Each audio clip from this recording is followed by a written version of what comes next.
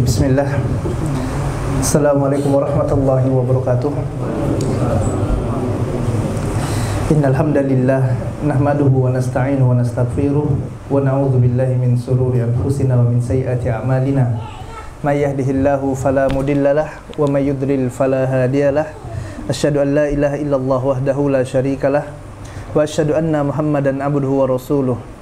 Allahumma salli ala Muhammad wa ala ali Muhammad kama sallaita ala Ibrahim wa ala ali Ibrahim innaka Hamidum Majid. Wa barik ala Muhammad wa ala ali Muhammad kama barakta ala Ibrahim wa ala ali Ibrahim innaka Hamidum Majid. Allahumma la sahlata illa ma ja'altahu sahla wa anta taj'al hazina idza syi'ta sahlata ya arhamar rahimin. Kaum muslimin dan muslimat yang dimuliakan oleh Allah Subhanahu wa taala, alhamdulillah, puji dan syukur kita panjatkan kepada Allah Subhanahu wa taala atas limpahan nikmat dan karunia yang Allah Subhanahu wa taala berikan kepada kita. Kemudian salawat dan salam senantiasa kita curahkan kepada junjungan kita, Nabi yang kita cintai, Nabi Muhammad sallallahu alaihi wasallam. Begitu pula kepada keluarganya, kepada sahabatnya, dan kepada umatnya yang istiqomah mengikuti sunnah beliau hingga hari kiamat. Kami juga tidak lupa mengucapkan jazakumullahu khairan kepada pengurus Masjid Jamiatul Iman dan seluruh panitia yang telah membantu untuk dapat merealisasikan terjadinya kegiatan kajian ini. Kami ucapkan jazakumullahu khairan, terima kasih yang sebesar-besarnya. Semoga Allah Subhanahu wa taala memberikan ganjaran yang besar di sisinya kepada antum semua berupa pahala yang Allah Subhanahu wa taala lipat gandakan, dan semoga Allah Subhanahu wa taala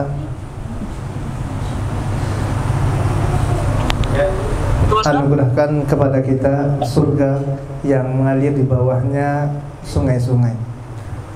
Jamaah yang Allah Subhanahu wa taala, pada kesempatan kali ini ya kita akan membahas tentang memahami hakikat kehidupan dunia, yang mana kehidupan yang kita lalui ini ada beberapa fase.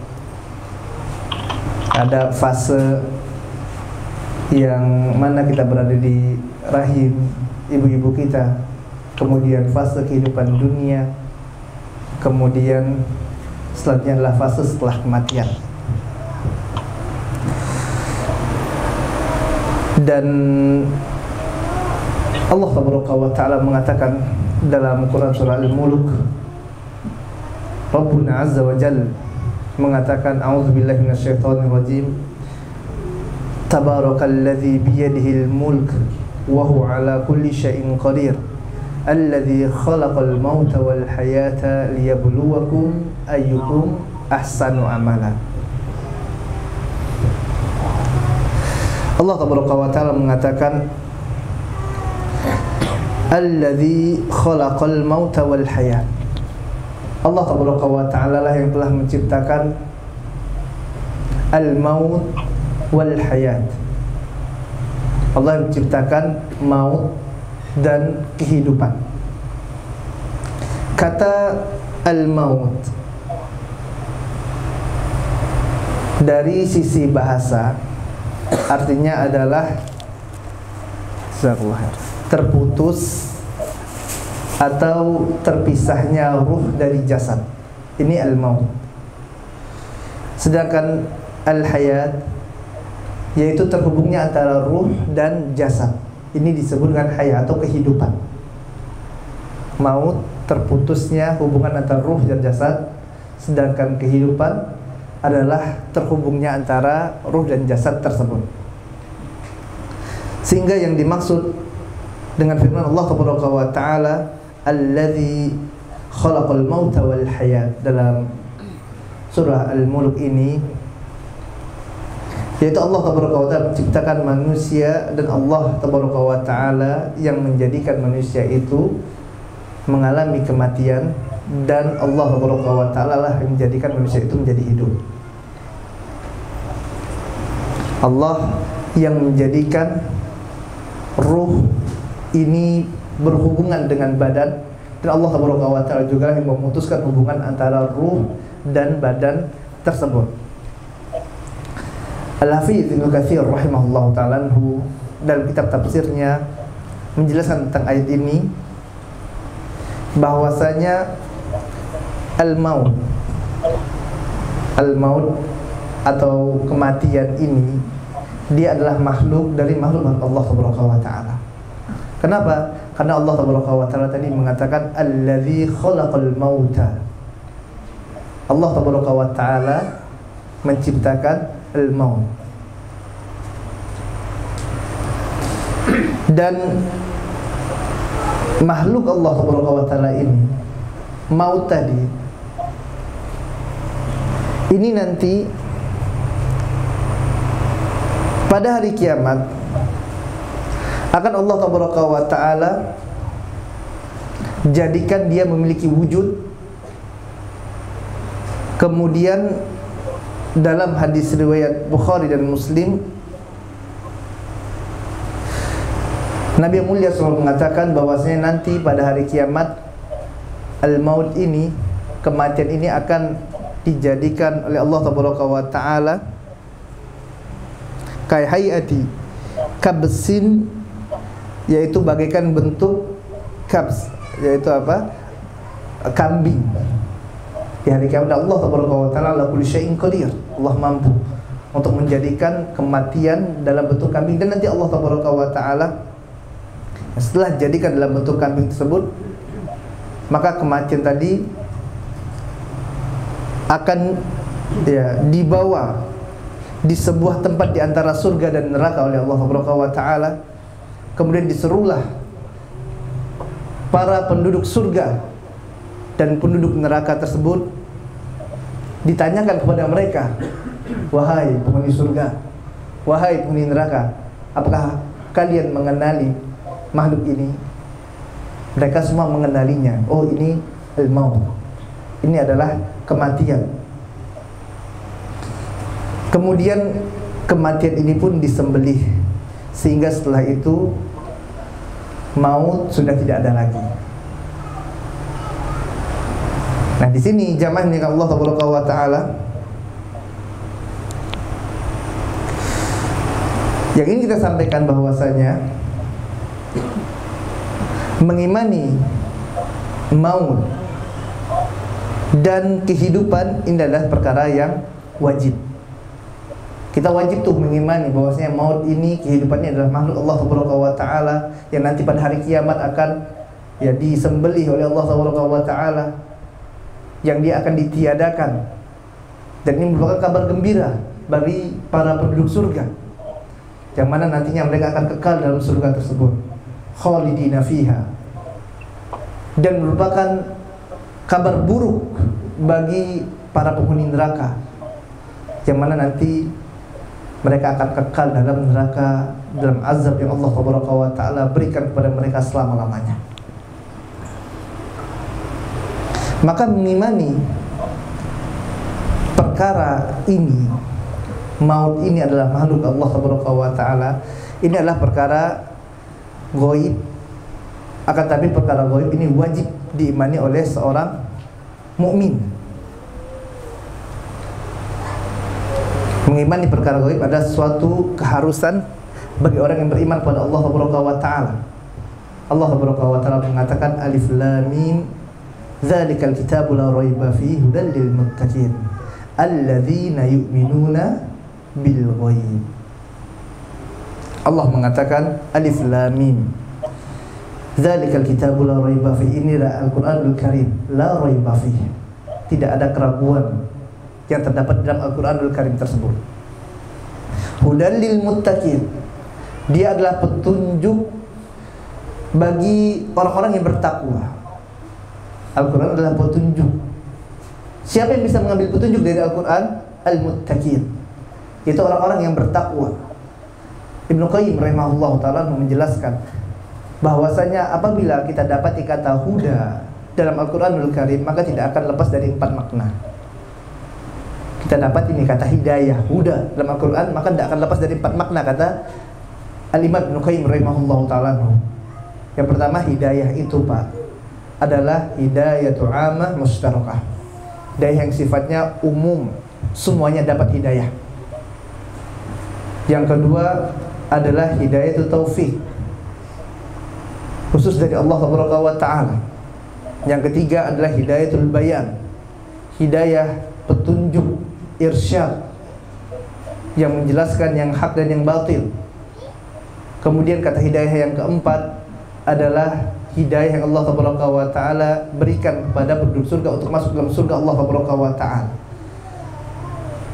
Dan yang dimaksud Al-Quran adalah hidayah irsyad, bayan. Artinya orang yang bisa mengambil petunjuk dari Al-Quranul Karim, yang bisa mengambil manfaat yang dengan Al-Quranul Karim, dia dapat membedakan halal haram, tauhid, syirik, perkara yang diperintah oleh Allah Subhanahu wa ta'ala, perkara yang dilarang oleh Allah Subhanahu wa ta'ala, adalah orang-orang yang bertakwa. Dan di antara sifat orang yang bertakwa ini, alladzina yu'minuna bil ghaib, yaitu mereka beriman kepada perkara yang ghaib. Dan kematian adalah perkara yang ghaib, jemaah yang Allah Subhanahu wa ta'ala. Kita tidak ada yang tahu tuh kapan kematian datang. Kita juga tidak tahu bagaimana nanti itu ceritanya.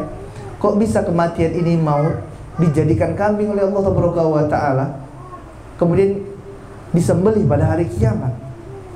Ini perkara yang ghaib, akan tapi wajib bagi kita untuk apa? Mengimani. Seorang mukmin wajib mengimani apa yang datang dari Allah Subhanahu wa ta'ala, apa yang datang dari Rasul yang mulia sallallahu alaihi wasallam. Dikatakan Al-Quran la raiba fihi, tidak ada keraguan darinya, pasti benar. Dan hikmah dari iman kepada perkara yang ghaib adalah pada lanjutan ayat ini Allah Subhanahu wa ta'ala mengatakan alladzina yu'minuna bil ghaibi wa yuqimunas sholata wa mimma razaqnahum yunfikun.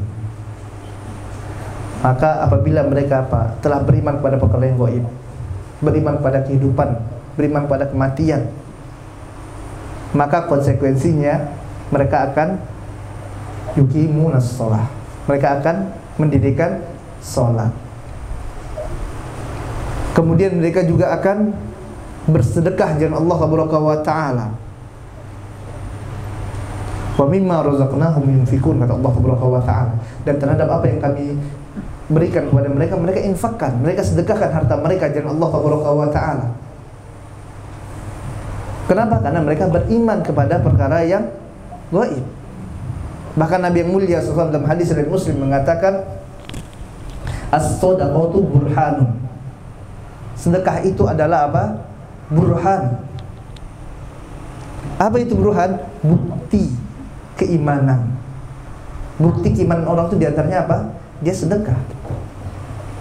Kenapa? Karena orang yang bersedekah jalan Allah Subhanahu wa ta'ala, ini menunjukkan bahwasanya dia yakin benar Allah Subhanahu wa ta'ala akan berikan ganti bagi harta yang telah dia keluarkan jalan Allah Subhanahu wa ta'ala tersebut.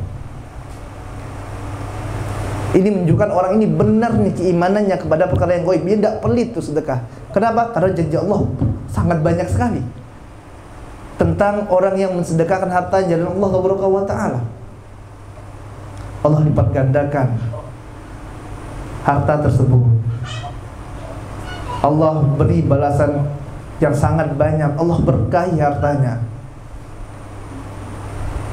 Lalu apa yang menjadikan orang-orang ini enggan untuk bersedekah jalan Allah Subhanahu wa ta'ala? Walillahi mirasus samawati wal ardh. Padahal milik Allah lah apa yang ada di atas muka bumi ini. Yang di langit dan yang di bumi semuanya milik Allah Subhanahu wa ta'ala. Lalu apa yang menjadikan mereka tidak mau bersedekah gitu? Kalau mereka beriman kepada yang gaib. Makanya iman kepada yang gaib ini, jamaah milik Allah Subhanahu wa ta'ala, adalah sesuatu yang penting. Yang penting, iman pada surga, neraka, iman kepada kehidupan, iman kepada kematian. Ini perkara yang penting yang dengan kita beriman tadi, maka akan memudahkan kita untuk melakukan amal-amal soleh berikutnya. Mudah sholat, mudah puasa. Kenapa? Yakin janji Allah Subhanahu wa ta'ala, yakin surga, yakin neraka. Karena ini semua adalah perkara yang gaib.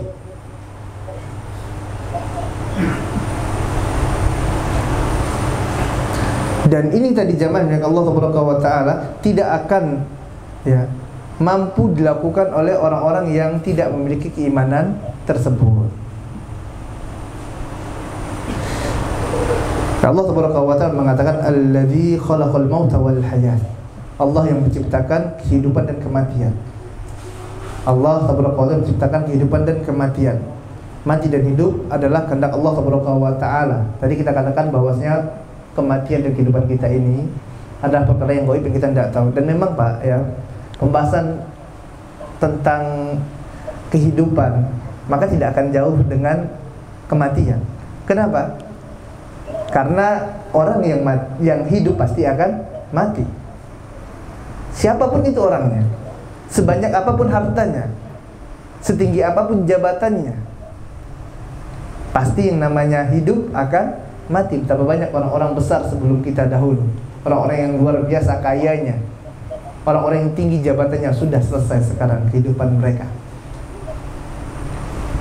Mereka telah melewati fase kehidupan dunia, dan mereka telah menemui apa yang namanya kematian tersebut. Nah, bahas masalah kematian ini, bikin lemah gitu ya. Kenapa?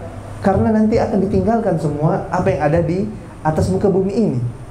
Bahkan diri kita, jasad kita sendiri akan kita tinggalkan. Ini kehidupan jamaah dengan Allah Subhanahu wa ta'ala. Dan yang namanya kematian kita tidak ada yang tahu. Kita tidak ada yang tahu. Allah Subhanahu wa ta'ala cuma memberikan kisi-kisinya jamaah dengan Allah Subhanahu wa ta'ala melalui perantara lisan Nabi yang mulia sallallahu alaihi wasallam. Yang mana Nabi yang mulia sallallahu tidaklah berbicara dengan hawa nafsunya. Wa ma yantiqu 'anil hawa in huwa illa wahyu yuha. Nabi yang mulia sallallahu mengatakan dalam hadis riwayat Ibnu Majah, "A'maru ummati ma baina 60 wa 70 wa aqalluhum man yajulun dzalika." Nabi yang mulia sallallahu mengatakan umur umatku ini antara berapa Pak? 60 sampai 70 tahun, dan sedikit sekali yang lewat dari usia tersebut. Sedikit sekali. Ana mau tanya nih sama jamaah, Pak, yang di sini usianya di atas 70 tahun, coba tolong ngacung Pak. Ada enggak? Belum ada. Baik. Yang di atas 60? Di atas 60? Tak ada. Di atas 50 Pak? Nah, satu orang Pak ya. 2 ya. 3 ya. Siap-siap Pak ya. Ya. Ya, ini zaman kalau ya yang muda juga siap-siap gitu ya. Semuanya kita siap-siap. Kenapa? Karena kehidupan itu pendek ya. Cepat sekali, kita tidak tahu. Makanya kita katakan tadi, Nabi yang mulia SAW mengatakan apa? Umur umatku ini antara 60 sampai 70 tahun, sedikit yang lebih. Tadi 60 aja subhanallah ya. 70 ya Allah. Ya. Artinya kehidupan ini akan berakhir jamaah dengan Allah Subhanahu wa ta'ala. Ya. Dan dia pasti akan kita tinggalkan. Kita akan menemui fase yang namanya kematian. Dan yang namanya kematian ini tidak akan diundur oleh Allah Subhanahu wa ta'ala. Tidak juga dimajukan. Sudah sesuatu yang ditetapkan oleh Rabbul Alamin, ditetapkan oleh Allah Subhanahu wa ta'ala. Allah Subhanahu wa ta'ala mengatakan, "Wala yu'akhirullahu nafsan idza jaa ajaluha. Wallahu khabirun bima ta'malun." Allah Subhanahu wa ta'ala tidak akan menunda ajal seseorang apabila telah sampai waktunya.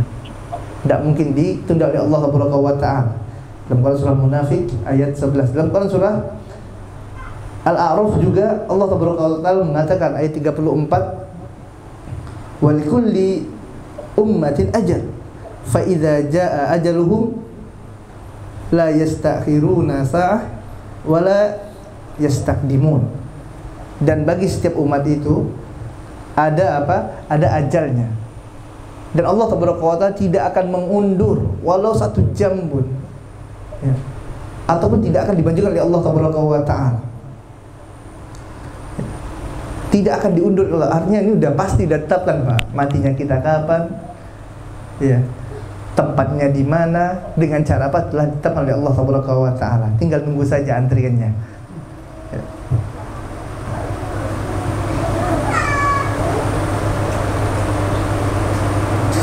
Kemudian jamaah yang mulia Allah Ta'ala, barakallahu fiya wa fikum, semoga Allah memberkahi ana dan antum semuanya.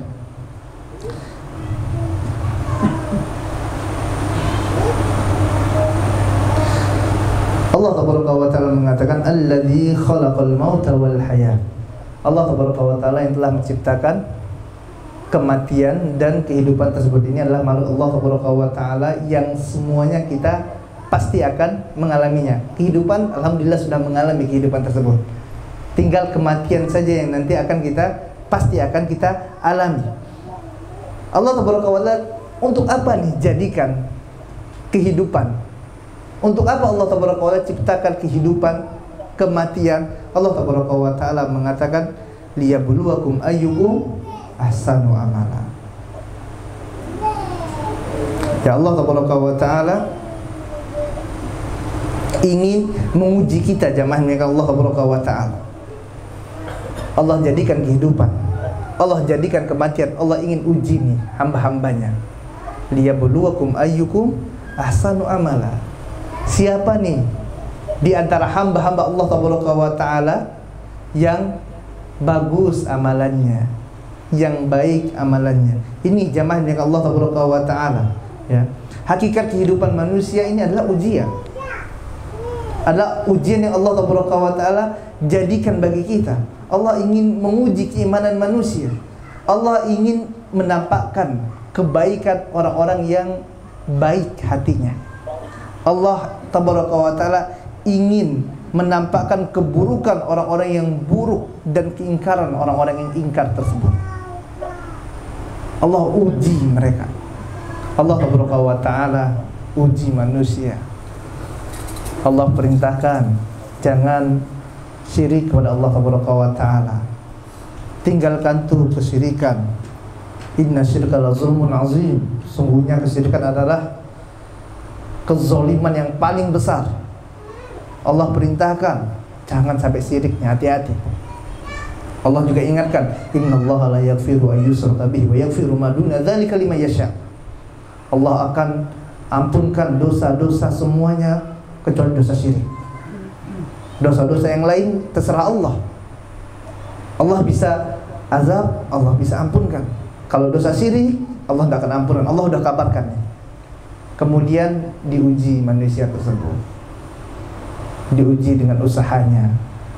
Usahanya kok seret ya, pasang jimat Pak, gantung di tokonya, ramai. Allah uji. Ini gagal dengan ujian tersebut. Tokonya sepi, digantung Al-Quranul Karim, ramai. Allah uji manusia. Liyabluwakum ayyukum ahsanu amala. Allah ingin melihat siapa nih dan di antara hamba-hambanya yang bagus amalannya. Ya, ternyata diuji nggak lulus. Allah Ta'ala katakan, kalau mau beribadah Pak, itu ikuti contoh Nabi yang mulia sallallahu alaihi wasallam. Rasul yang mulia selalu mengatakan, yang Nabi kita tercinta Muhammad sallallahu alaihi wasallam itu tidak berbicara dengan hawa nafsu. In huwa illa wahyu yuha. Akan tapi wahyu yang Allah Ta'ala berikan untuk beliau. Artinya apa yang dikatakan oleh Rasul ini adalah wahyu dari Allah Ta'ala. Rasul yang mulia selalu mengatakan, man amil amalan laysa alaihi amruna fahuwa raddun. Barang siapa yang mengerjakan suatu amal yang tidak ada contoh dari kami, maka amalannya akan tertolak. Jelas Nabi yang mulia selalu mengatakan, kalau mengerjakan suatu amal ibadah harus ada tuntunan dari Nabi yang mulia SAW. Allah uji manusia, mau dan dia mengikuti perintah Rasulullah, perintah utusan Allah, dijadikan ujian. Ternyata ada sebagian yang tidak mau ngikut contoh Nabi, dia bikin tata cara sholat misalnya dengan sekehendak hati dia, dengan perasaannya, kan enak seperti ini, saya merasanya tenang, adem ya. Padahal apa? Tidak ada tata cara sholat ini diajarkan oleh Nabi yang mulia sallallahu alaihi wasallam. Dia gagal dalam ujian tersebut. Ujian jamaah yang milik Allah Subhanahu wa taala. Liyabluwakum ayyukum ahsanu amala, kata Allah Subhanahu wa taala. Agar Allah Subhanahu wa taala ingin melihat nih di antara hamba-hambanya siapa yang benar kecintaannya kepada Allah Subhanahu wa taala. Siapa yang benar amalannya kepada Allah Subhanahu wa taala. Allah Subhanahu wa taala uji manusia. Allah Subhanahu wa taala katakan la taqrabuz zina, jangan dekati zina. Ternyata pacaran, WhatsAppan dengan lawan jenis. Subhanallah. Allah katakan jangan dekati zina, ternyata dia lakukan zina, selingkuh, gagal dalam ujian. Allah uji mereka. Allah Subhanahu wa taala perintahkan untuk menjauhi riba. Subhanallah. Alladzina ya'kuluna riba sayatun minal mas. Barang siapa yang makan riba, kata Allah Subhanahu wa taala, maka kelak dia nanti akan dibangkitkan pada hari kiamat sebagaimana orang yang sedang kerasukan. Allah jadikan ujian. Artinya Allah larang nih, jangan sampai makan riba. Ternyata dengan riba usahanya maju. Ternyata kerja tempat riba gajinya gede gitu kan, gajinya besar. Akhirnya dia gagal dengan ujian dari Allah Subhanahu wa taala. Dan seperti ini Allah Subhanahu wa taala jadikan kehidupan jamaah dengan Allah Subhanahu wa taala. Alladzi khalaqal mauta wal hayata liyabluwakum ayyukum ahsanu amala. Allah jadikan kita hidup, Allah uji kita. Kenapa? Agar nanti kita setelah meninggal dunia, ya, Allah Subhanahu wa taala akan memberikan ganjaran dari ujian yang telah kita lalui. Sebesar apapun amalan kita, kebaikan yang kita kerjakan akan dibalas oleh Allah Subhanahu wa taala. Seburuk apapun maksiat yang kita kerjakan akan dibalas oleh Allah Subhanahu wa taala. Bukankah Rabb kita mengatakan faman ya'mal mithqala dzarratin khairan yarah wa man ya'mal mithqala dzarratin syarran yarah. Barang siapa yang mengerjakan kebaikan sebesar dzarrah sekalipun, debu yang teramat kecil, maka dia akan melihat apa yang telah dia kerjakan tersebut dan dia akan mendapatkan balasan dari sisi Allah Subhanahu wa taala. Dan barang siapa yang mengerjakan keburukan sebesar dzarrah, dia akan mendapatkan balasan dari sisi Allah Subhanahu wa taala. Semuanya dicatat dengan detail oleh Rabbul Alamin, oleh malaikat-malaikat Allah Subhanahu wa taala, dicatat Pak detail. Makanya nanti orang-orang kafir mengatakan di hari kiamat, dalam Quran surah Kafir, ma li hadzal kitab la yughadiru shaghiratan wala kabiratan illa ahsaha. Orang-orang kafir mengatakan Pak, waktu diberikan kitab dengan tangan kiri mereka, di tangan kiri mereka diberikan kitab, maka mereka mengatakan ma li hadzal kitab, kitab apa ini, buku apa ini, la yughadiru shaghiratan wala kabiratan illa ahsaha. Buku ini tidak meninggalkan baik itu yang kecil ataupun yang besar, semuanya dicatat dengan detail oleh malaikat-malaikat Allah Subhanahu wa taala. Makanya Nabi yang mulia SAW mengatakan apa? La tahqiranna minal ma'rufi syai'an walau an talqi akhaka biwajhi talik. Janganlah pernah kalian remehkan perbuatan ma'ruf, perbuatan baik sedikit pun juga. Jangan pernah anggap remeh kebaikan jamaah dengan Allah Subhanahu wa taala. Walau antalqi akhaka biwajhin talik. Walaupun engkau hanya sekedar bermuka manis dengan saudaramu. Ketemu saudara, senyum, assalamualaikum. Ini ma'ruf, kebaikan, jangan pernah diremehkan. Kenapa? Karena hisab Allah amat detail. Nanti semuanya akan ditimbang oleh Allah Subhanahu wa taala, akan kita dapatkan balasannya di sisi Allah Subhanahu wa taala. Nabi yang mulia SAW juga mengatakan ittaqun nar walau bisaqi tamrah. Bertakwalah kalian, takutlah kalian, berlindunglah kalian dari neraka Allah Subhanahu wa taala walaupun hanya dengan separuh dari kurma. Jamaah, separuh kurma ini bisa untuk apa sih? Kalau untuk makan kenyang enggak kira-kira? Ya, cuma sampai kerongkongan aja gitu ya. Tapi apa kata Nabi yang mulia, jaga diri kalian dari api neraka Allah. Walau hanya sedekah dengan separuh kurma, artinya perkara yang kecil sekali. Maka jangan pernah remehkan perbuatan baik. Capeknya antum jamaah yang Allah Subhanahu wa taala, capeknya kita dalam belajar, dalam menuntut ilmu, menghadiri majelis ilmu. Lelah memang, letih, dicatat oleh Rabbul Alamin, dicatat oleh Allah Subhanahu wa taala. Dan nanti akan kita dapat, kita panen pahalanya di sisi Allah Subhanahu wa taala.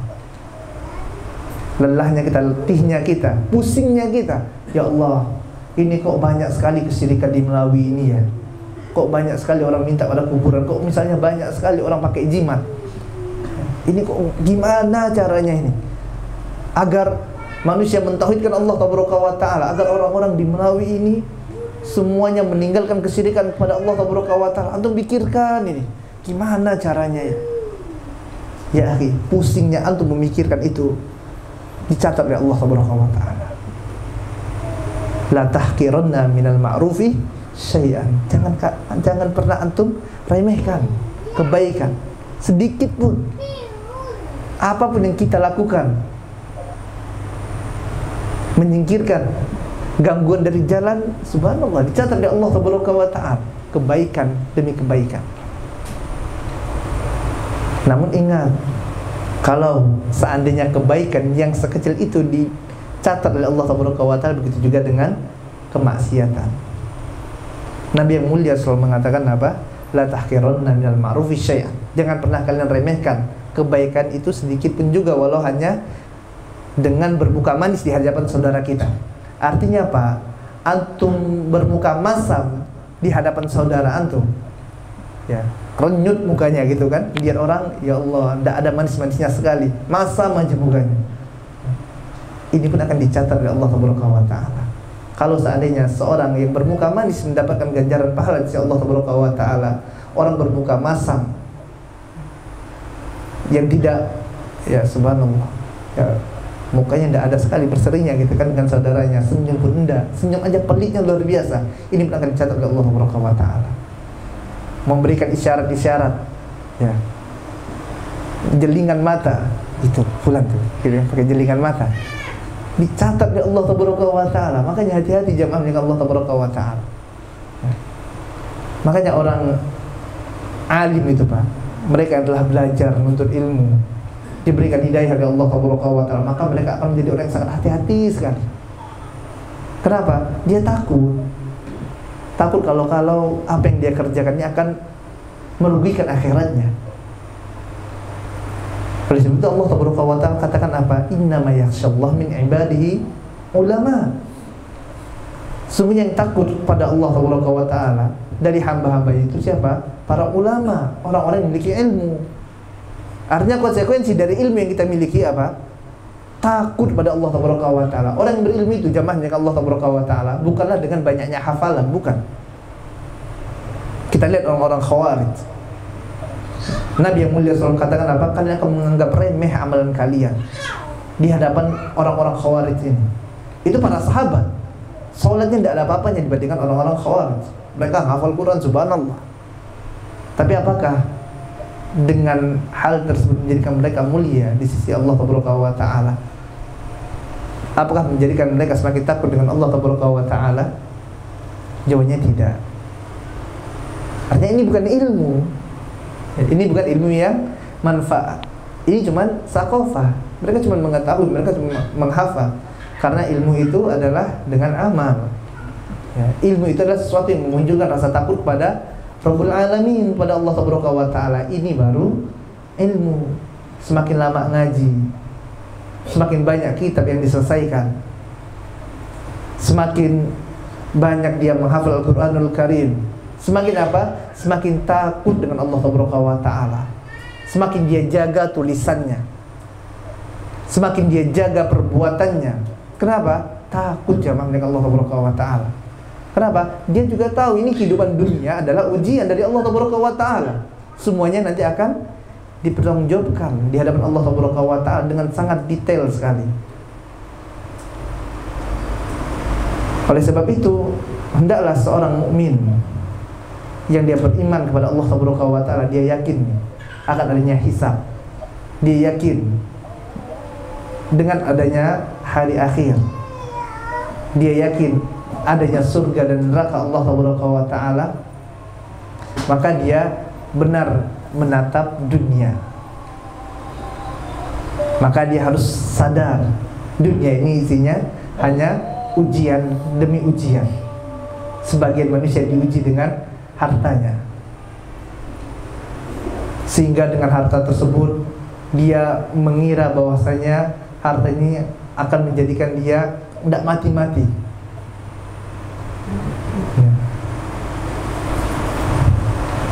Dia mengira bahwasanya dengan banyak harta dia akan selamat hidup di dunia terus. Dan berapa banyak manusia yang dia gagal sewaktu diuji dengan harta. Dia gagal. Kenapa? Karena banyak harta. Dan betapa banyak juga manusia yang gagal sewaktu diuji dengan kemiskinan. Harta ujian dari Allah Subhanahu wa taala. Lihat nih dengan hartanya, apakah dia semakin menjadikan dia dekat dengan Allah Subhanahu wa taala? Apakah dengan hartanya dia malah bersedekah, ataukah dengan hartanya dia malah berfoya-foya? Yang miskin diuji tidak, Pak? Diuji oleh Allah Subhanahu wa taala. Ya. Yang miskin pun diuji oleh Allah Subhanahu wa taala dengan kemiskinannya. Oh, ternyata karena miskin dia malah ngutang riba. Oh, ini kan gagal dengan ujian kemiskinan yang Allah Subhanahu wa taala berikan. Oh, ternyata dengan miskin Allah jadikan dia miskin, dia mencuri harta manusia, curi harta orang, merampok orang. Gagal dengan ujian kemiskinan. Yang kaya diuji, yang miskin pun diuji oleh Allah Subhanahu wa taala. Makanya Pak, jangan antum kira ini ujian itu cuma orang miskin aja yang diuji. Tidak. Orang kaya juga diuji oleh Allah Subhanahu wa taala. Bahkan Nabi yang mulia selalu mengatakan apa? Bukanlah kemiskinan yang aku khawatirkan menimpa kalian, akan tapi yang aku khawatirkan menimpa kalian adalah dibukakan bagi kalian itu pintu-pintu dunia, sehingga dunia itu membinasakan kalian sebagaimana dunia itu membinasakan orang-orang sebelum kalian. Subhanallah. Bukankah Allah Subhanahu wa taala mengatakan innal insana la yatgha ar-ra'ahu istaghna. Sungguh manusia itu melampaui batas. Ar-ra'ahu istaghna. Apabila kalian lihat mereka apa? Kaya. Ya, banyak orang yang diuji dengan kemiskinan sukses. Ternyata suatu diberi harta, udah. Yang dulu awalnya rajin kajian, rajin sholat jamaah, dagangannya sudah ramai, subhanallah. Awalnya sholat lambat, ujung-ujung sholatnya di rumah, ujung-ujung lagi apa? Tidak sholat. Kenapa? Sibuk dah dengan dagangan. Ya subhanallah, diuji dengan harta. Sebagian yang lainnya diuji dengan anak-anak, diuji dengan istri. Orang yang bujang diuji belum nikah, yang sudah nikah diuji dengan istrinya. Subhanallah. Mungkin orang-orang yang bujang mikirnya kalau enaknya orang yang sudah nikah ya, gitu kan. Dia pikir orang yang sudah nikah itu sudah diuji kali. Diuji oleh istrinya, diuji oleh Allah Subhanahu wa taala. Ya. Istrinya, ya subhanallah ya. Inilah kehidupan dunia jamaah yang Allah Subhanahu wa taala.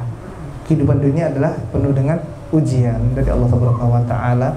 Maka jangan sampai kita tertipu, karena semuanya nanti akan dihisab oleh Rabbul Alamin, oleh Allah Subhanahu wa taala. Sudah masuk waktu Isya? Sudah. Baik. Karena rasa ini saja yang dapat kita sampaikan pada kesempatan kali ini. Semoga yang sedikit ini ya dapat bermanfaat bagi diri ana pribadi dan bagi antum semuanya. Ya bukan berarti kami yang menyampaikan ini lebih baik dari antum, lah bisa jadi antum lebih mulia di hadapan Allah Subhanahu wa taala. Ini hanya nasihat yang ana tunjukkan untuk diri ana pribadi dan untuk antum semuanya. Ini adalah peringatan. Karena Allah Subhanahu wa taala mengatakan fadzakir fa inna dzikra tanfa'ul mu'minin. Berikanlah peringatan karena sesungguhnya peringatan itu manfaat bagi orang-orang yang beriman. Kita akhiri majelis kita dengan baca doa kafaratul majelis. Subhanakallahumma wa bihamdika asyhadu an la ilaha illa anta astaghfiruka wa atubu ilaik. Assalamualaikum warahmatullahi wabarakatuh.